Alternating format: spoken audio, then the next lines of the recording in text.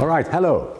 My name is Tom Haak and I'm the director of the HR Trend Institute, where we watch trends, write about it, talk about it. Each year I publish a blog post with the trends for the coming year. So the blog post for this year is the 12 HR trends for 2020. Of course, there are many trends that are long-term trends that are there every year, like personalization. I mentioned it a couple of times in the past years. Technology as a driving force, the employee experience, etc., etc. But in this video and in this blog post, I want to focus on 12 trends I see as important for the coming year. Number 1, holistic HR. Of course, it's you could say a big term, holistic. What exactly do you mean? But I mean that HR should approach issues from different angles. HR should be connected to different parts of the organization. HR should be technology savvy and human centric. HR should of course be focused on senior management, but at the same time HR should be very present in all the veins of the organization and close to the employees. So holistic HR, enter from different angles, connect different parts and be there for the organization and be there for society as well. Less focus on process improvement. I've been in many presentations the last year, presentations of HR professionals and experts. Many of them were focused on process improvement. How did we improve talent management? How did we improve succession management? How did we improve performance management? And then you see fantastic PowerPoints with all kinds of steps. What we also see that all this focus on improving processes, and often it's improving old processes and giving them a little bit a new twitch, that all this focus has not led to more happy, you could say, management and employees. In some organizations I've seen actions called HR, give me my time back. HR, we gave you money, you invested in systems, you redesigned new processes, and you promised us that our life would be better, and it's not. So, instead of us having to spend more time on your processes, give us our time back. So this year, less focus on process improvement and focus on those issues that are really important. Trend number 3, I call be kind. You could say, well, that's an open door. Of course, be kind, but when you look in the HR domain, there have been also years that the slogan was more, let's be tough. And be kind, I like it a lot. I was with a company called Molly, and there they had be kind as one of their fundamentals of the HR process.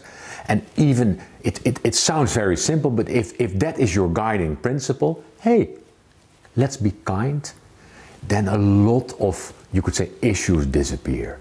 You don't need a lot of rules and regulations, but if your starting point is, let's be kind, the world looks a lot brighter. So let's be kind in 2020. More appreciation of complexity. We, as human beings, but also as HR professionals and as managers in organizations, have a tendency to simplify things. That's what we like. We say, for example, turnover is high. What can we do? What is the measure that will decrease staff turnover? Engagement, we need to increase engagement. What are the main drivers of engagement? But unfortunately, in a sense, human behavior is not so simple to explain. And human behavior is also not so simple to influence. We need to have more appreciation for complexity. And luckily, with all the help of people analytics, we can get a better view on the complex world and try to find out granular measures that will help us. So more appreciation of complexity. Number 5, adaptive systems. What we still see is that processes, and I mentioned process improvement, are designed in a way that it's more or less one size fits all. And with the technology of today, we can make the systems a lot more adaptive, and we see some first signs. For example, if you do a Big 5 questionnaire, in the past you had to fill in 100 questions. Today you can go to an adaptive survey, visually supported, and the survey kind of senses and calculates what number of answers is enough. So if after 10 answers they already have a good indication of your Big 5 personality profile, well, they just ask 10 questions or 15 questions instead of the usual 100. A lot more pleasant for the people who fill in the questionnaire. Also, performance management systems, they could be a lot more adaptive. Instead of saying to everybody, this is the way you need to do it. Some people, for example, in organizations, are very obedient. You just have to give them one signal and they will do what you ask. Other people are less obedient or less experienced, and they are helped by more guidance in the process. I can give more examples, I won't do it in this video, but think about how can we make our systems more adaptive and thus more client friendly. From people analytics to analytics for the people. Many people analytics initiatives are still very organizational focused. We want something as an organization, we're going to measure, and then we see what we can do.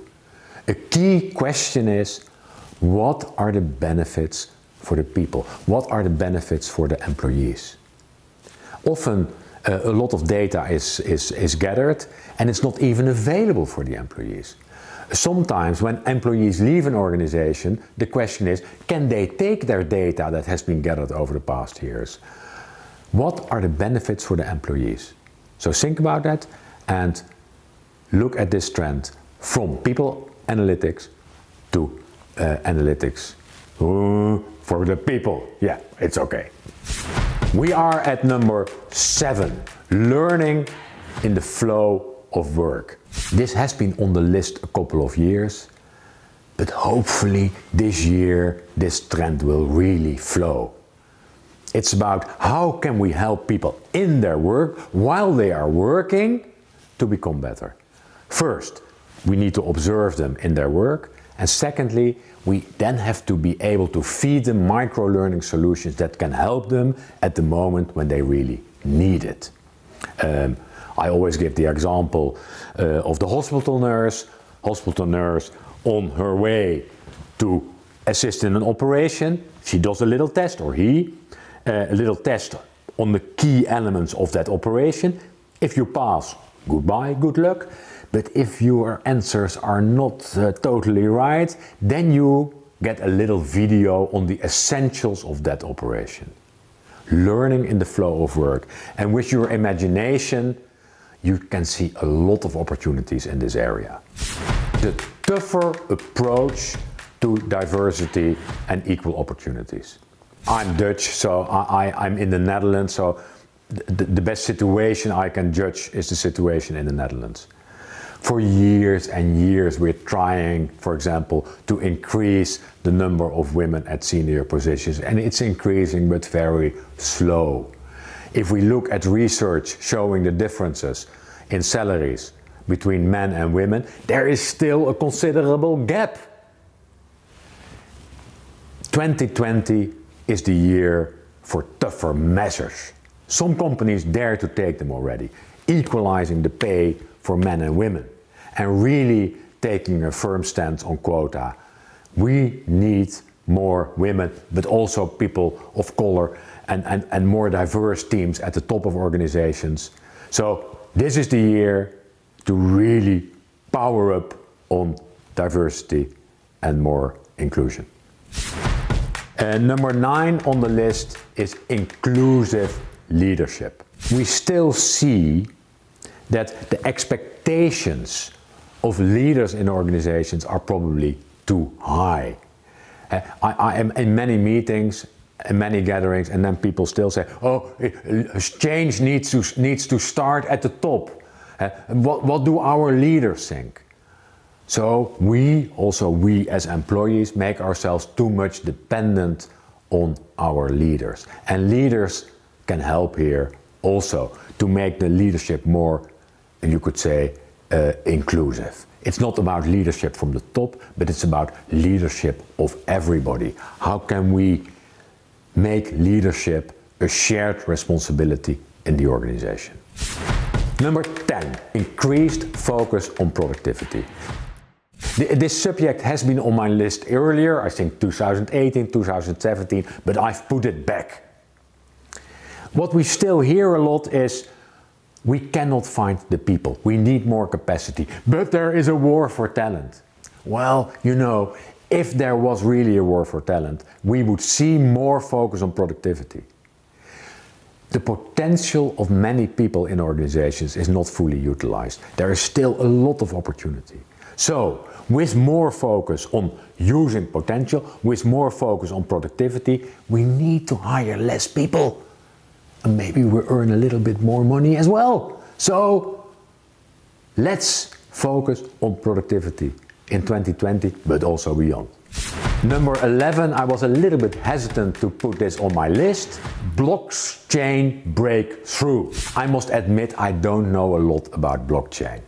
I read about it and I sense that there's a lot of opportunities to use blockchain in the HR domain, and we see the first organizations experimenting with it. So I urge you, have a look at the opportunities with blockchain, and you can learn a lot more about it from other people than myself. The last one, number 12. Many people in organizations and also HR are very inwardly focused. And the borders of organizations still seem to be very tough. The expectation of our employees, but also of other people, is that organizations contribute to society. That they are not only focused on their own benefits, but that they also help to make our world, our society, better. And we have a lot of opportunities there, also as HR. Can we use our talent not only to help inside, but maybe also to help outside? So activism from the employees, but it helps of course also here if the top people in the organization are also a little bit activist, then we can help our organizations and we can help society, and there are so many issues where we can contribute. So this was my list of 12 trends for 2020. Of course there are many more. I could have made a longer list. 12 is already quite a lot. If you want to read more, go to my blog post and you can read it there. One of the trends I really like is the increased use of video in the organizational setting to communicate with employees, to communicate in the organization in several ways. And I want to thank the review company and Luc, who made this video for me, and I hope you like it. And of course you can read more information in the end of this video. So good luck, hope to hear from you. Take care, bye bye.